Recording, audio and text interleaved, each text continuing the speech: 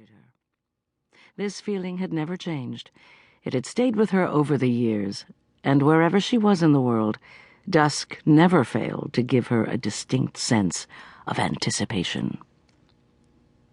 She stepped away from her drawing table and went across to the window of her downtown loft, peered out, looking toward the upper reaches of Manhattan. To Alexandra Gordon, the sky was absolutely perfect at this precise moment, its color a mixture of plum and violet, toned down by a hint of smoky gray, bleeding into a faded pink. The colors of antiquity, reminiscent of Byzantium and Florence and ancient Greece.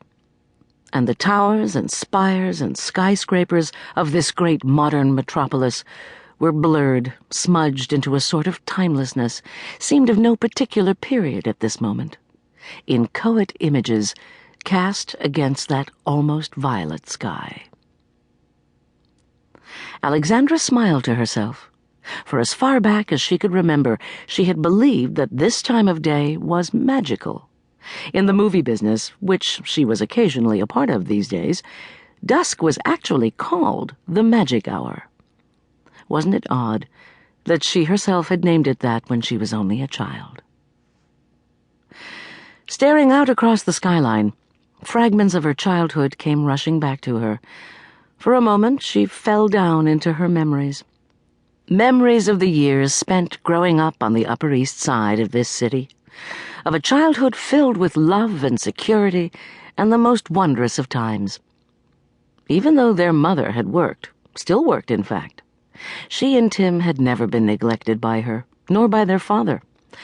But it was her mother who was the best part of her, and in more than one sense, she was the product of her mother. Lost in remembrances of times past, she eventually roused herself and went back to the drawing board, looking at the panel she had just completed. It was the final one in a series of 6, and together they composed a winter landscape in the countryside. She knew she had captured most effectively the essence of a cold, snowy evening in the woods, and bending forward, she picked up the panel and carried it to the other side of the studio, placing it on a wide viewing shelf where the rest of the panels were aligned. Staring intently at the now complete set, she envisioned them as a giant-sized backdrop on the stage, which is what they would soon become. As far as she was concerned, the panels were arresting and depicted exactly what the director had requested. "I want to experience the cold, Alexa," Tony Verity had told her at the first production meeting, after he had taken her through the play. "I want to shiver with cold, crunch down into my overcoat, feel the icy night in my bones. Your sets must make me want to rush indoors, to be in front of a roaring fire." He will feel all that, she told herself, and stepped back, eyeing her latest work from a distance, her head on one side, thinking of the way she had created the panels in her imagination first. She had envisioned St. Petersburg in winter, and then focused on an imaginary forest beyond that city. In her mind's eye, the scenery had come alive, almost like a reel of film playing in her head. Bare trees glistening with dripping icicles, drifts of new snow sweeping up between the trees like white dunes. White nights, white sky, white moon, white silence. That was the mood she sought, had striven for, and wished to convey to the audience. And she believed she had accomplished that with these panels, which would be photographed later that week and then blown up for the stage. She hadn't used any colors except a hint of gray and black for a few of the skeletal branches.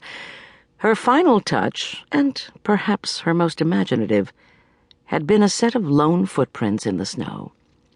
Footprints leading up between the trees, as if heading for a special, perhaps even secret destination, enigmatic, mysterious, even troubling in a way. The sharp buzzing of the doorbell brought her head up sharply, and her concentration was instantly broken. She went to the intercom on the wall, lifted the phone. "Hello?" "It's Jack. I know I'm early. Can I come up?" "Yes, it's okay."